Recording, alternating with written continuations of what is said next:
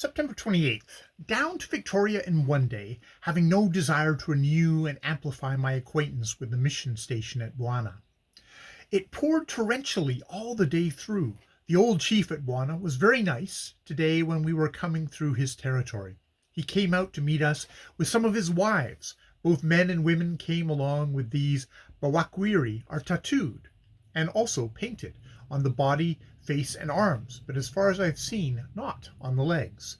The patterns are handsome and more elaborate than any such that I have seen. One man who came with the party had two figures of men tattooed on the regions where his waistcoat should have been. I gave the chief some tobacco, though he never begged for anything. He accepted it thankfully, and handing it to his wives, proceeded us on our path for about 1.5 miles, and then, having reached the end of his district, we shook hands and parted. After all the rain we had had, the road was of course worse than ever, and as we were going through the forest towards the war hedge, I noticed a strange sound, a dull roar, which made the light friable earth quiver under our feet. And I remembered with alarm the accounts Herr Liebert had given me of the strange ways of the river on this mountain, how by Buena, about 200 meters below where you cross it, the river goes bodily down a hole. How there is a waterfall on the south face of the mountain that falls right into another hole and is never seen again, any more than Buea River is.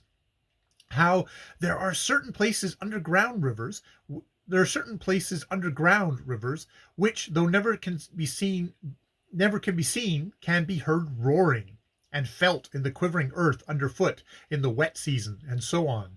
So I judged our present roar arose from some phenomenon, and, with feminine nervousness, began to fear that the rotten waterlogged earth we were on might give way and engulf the whole of us, and we should never be seen again. But when I got down into our next ravine, the one where I got the fish and water spiders on our way up, things explained themselves.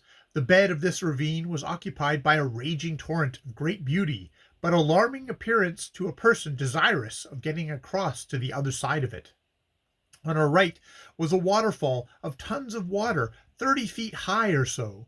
The brown water, wreathed with foam, dashed down into the swirling pool we faced, and on the other edge of the pool, striking a ridge of higher rock, it flew up in a lovely flange, some 12 feet or so high, before making another and a deeper spring to form a second waterfall.